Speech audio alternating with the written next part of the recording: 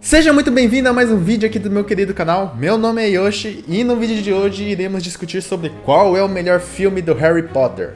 Essa que foi uma lista muito difícil de fazer porque eu sou apaixonado por essa saga, por essa franquia. É claro que alguns dos filmes, alguns são melhores que outros por tal quesito, por quesito técnico, por questões de história. Só que pra mim todos eles são muito bons. Apenas lembrando vocês que essa vai ser uma lista conforme as minhas opiniões, conforme os meus gostos. Então a chance de você não concordar com algo é enorme. Então se você não concorda com algo, comenta aí embaixo para eu ficar sabendo e a gente tá discutindo de uma forma legal. Eu não vou entrar muito detalhadamente em cada filme pro vídeo não se estender demais, ok? Então só vou comentar alguns pontos de por que algo me agradou, por que algo me desagradou. Mas se você gostar desse vídeo e quiser escutar mais sobre Harry Potter, não deixa de estar seguindo o meu podcast, tá? Se chama Lapela Podcast. Isso porque brevemente vai sair um podcast exclusivo sobre Harry Potter, tá?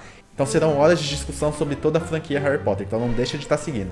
Começando a nossa lista em último lugar, não quer dizer que é um filme ruim, mas que está em último lugar de todos os filmes, é Harry Potter e o Enigma do Príncipe. Apesar de ser um filme muito bom, alguns pontos me desagradaram. Algumas relações que não foram bem construídas e que foram introduzidas no filme, como por exemplo a própria Gina e o Harry. A relação dos dois no filme foi jogada muito às pressas, então eu acho que não houve um bom desenvolvimento deles, não houve um desenvolvimento nos filmes anteriores, como por exemplo a própria Hermione e o próprio Ron, que isso foi desenvolvendo ao longo de toda a saga. No sexto filme apenas foi jogada essa relação dos dois e pra mim não houve um bom desenvolvimento. Outro ponto que me desagradou bastante nesse filme, e eu acredito que muitos fãs da saga também se desapontaram, foi o próprio funeral do Dumbledore. Aquela cena de todo mundo erguendo as varinhas e fazendo uma homenagem a ele foi muito bonito na hora, só que se você fizer uma comparação com os livros, é algo que ficou meio decepcionante, sabe? Ficou, acho que, pouco pro que era o Dumbledore. Outro ponto que me desagradou bastante desse filme foi o próprio nome dele, Enigma do Príncipe ou Príncipe Mestiço. No filme nos é revelado que o Severus Snape é o Príncipe Mestiço, mas termina por aí. O que ele fez, o que isso é relevante na história? Ele apenas corrigiu as poções e demonstrou como que é a forma certa de se fazer? Qual é a relevância dele durante todo o filme? Por que o filme tem o nome Enigma do Príncipe? E pra mim o filme deixou a desejar nessa parte e simplesmente não deu foco nessa construção. Na próxima posição a gente vai ter Harry Potter e a Ordem da Fênix. Um ponto positivo desse filme, eu acho que a primeira coisa que me vem à cabeça quando eu lembro desse filme é a vilã dele, que é a Dolores. Cara, é impossível você não sentir raiva dessa vilã. E isso é um ponto positivo. Afinal, um vilão consegue fazer você sentir dessa forma é porque ele tá fazendo o propósito dele. Fora isso, eu acho que os eventos do filme ocorrem muito rápido mesmo. Ordem da Fênix é o maior livro de toda a saga, então muita coisa teve que ser enxugada durante a escrita do roteiro. E por causa disso, alguns personagens foram simplesmente jogados no filme. A exemplo de Arabella Figg,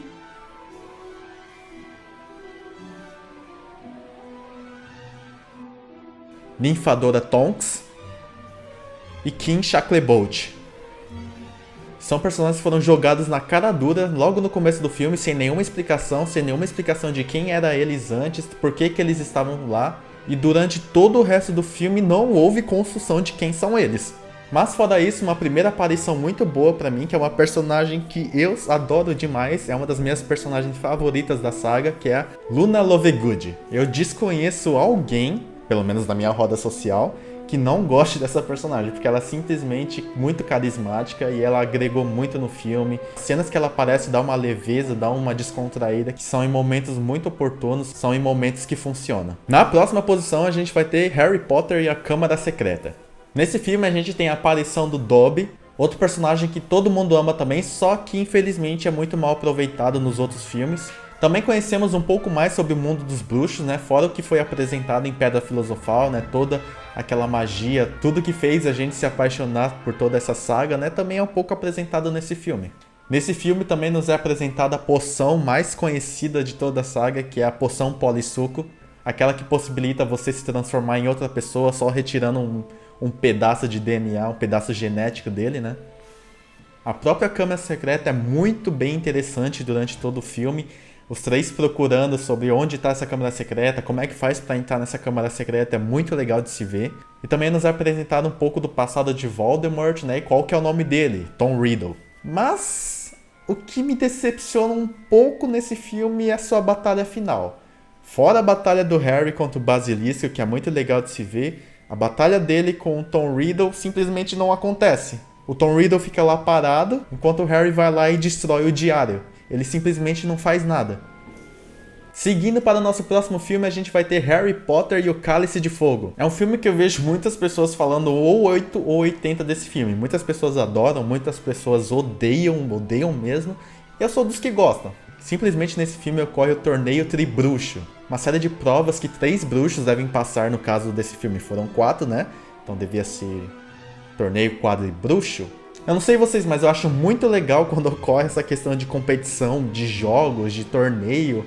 E no filme foi muito bem feito porque é torneio com magia. Ver o Harry lutar contra um dragão, ver o Harry pesquisando magias ou ingredientes para mergulhar por 1 hora, ver eles correndo pelo labirinto, eu acho que foi muito bem feito e nos trouxe uma sensação muito legal de jogos, de torneio. Também nesse filme é onde ocorre o famoso baile, onde Harry passa vergonha, onde o Harry é tímido na hora de convidar a Cho para sair, e também ocorre aquela cena hilária dele se embananando todo para chamar ela para sair. Cho!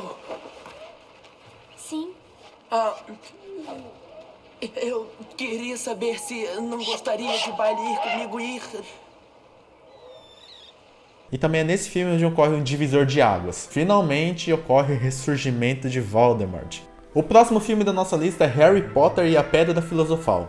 Simplesmente esse é o filme onde foi nos apresentado toda a história. Quem é Harry, qual é o mundo dos bruxos, o que fazem os bruxos, o que é Hogwarts. Vemos o Chapéu Seletor, conhecemos Quadribol, conhecemos Ron, conhecemos Hermione, conhecemos Hagrid, conhecemos Dumbledore. Nos é apresentado tudo o que conhecemos. Cada uma dessas cenas, junto com a trilha sonora, dá uma sensação de muita alegria, pelo menos pra mim dá.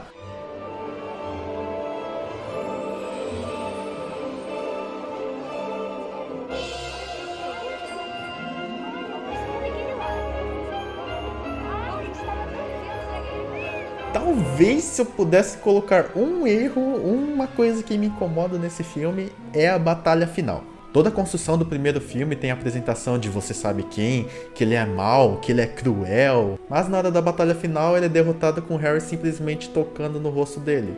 E tem explicação isso, não tô dizendo que não tem, mas eu acho que ficou meio decepcionante. Em segundo lugar, a gente vai ter 2 filmes, Harry Potter e as Relíquias da Morte Parte 1 e Harry Potter e as Relíquias da Morte Parte 2. Eu poderia muito bem ter separado os 2 filmes e ter feito uma análise separada e ter colocado eles em posições diferentes. Só que, como o próprio nome já diz, é parte 1 e parte 2, e um precisa do outro para funcionar completamente. Mas vamos aos pontos. Fleur Delacour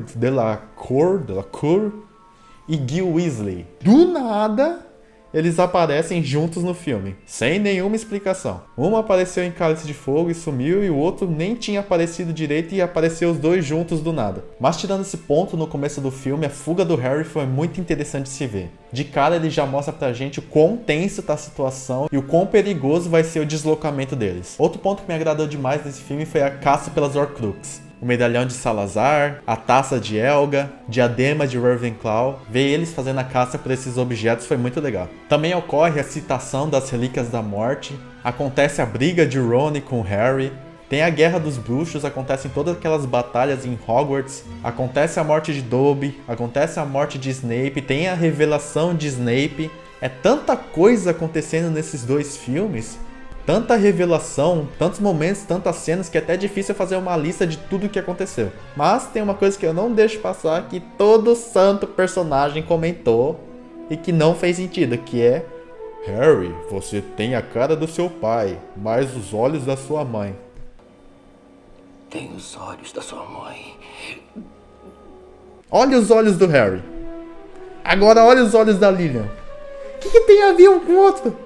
Em primeiríssimo lugar, vocês já sabem qual que é o filme que eu vou falar: Harry Potter e o Prisioneiro de Azkaban. Cara, eu adoro esse filme é muito bom. Claro que se comparar com o livro, vai ter muita coisa que ele também deixou de fora, assim como todos os outros. Só que o que ele deixou no filme, pra mim, funcionou. Analisando só como um filme, pra mim funcionou muito bem. A gente tem a introdução de Sirius Black, a gente tem a introdução dos Dementadores, um dos inimigos mais icônicos de toda a saga. A gente tem a apresentação de um dos feitiços mais icônicos de toda a saga, que é o Espectro Patrono. A gente tem o mapa do Maroto, Tem também o incrível vira-tempo, um dos itens que todo mundo queria ter. A gente vê a revelação de Pietro Pettigrew, né, o Rabicho, que era antigamente o Perebas, né, o ratinho do Ron, só que a gente tem a explicação de que ele era o bruxo que traiu os pais de Harry. E também tem a introdução de um dos personagens que eu mais gosto também, que é o Remo Lupin. Que eu fico triste de não ter sido muito bem desenvolvido durante a saga. Mas nesse filme ele teve sua importância. Mas então é isso, meus queridos. Eu vou estar encerrando por aqui. Novamente eu tentei ser bem rápido aqui pro vídeo não se estender bastante. Só demonstrei meus pontos e meus argumentos para vocês entenderem quais são os meus motivos. Escreve aí embaixo qual que é a sua opinião. Você deixaria a Ordem da Fênix em cima? Você deixaria Enigma do Príncipe em primeiro lugar? E se você gostou do vídeo, não deixe de se inscrever, deixar o seu gostei, porque logo vão sair mais vídeos como esse. Eu vejo vocês na próxima. Tchau! Essa aqui foi uma lista muito difícil de fazer, porque eu imagino que, assim como eu, muitas pessoas apaixonadas por... E assim como eu, vocês... Esse filme é melhor por causa dos filmes. É claro que algum dos filmes... É claro que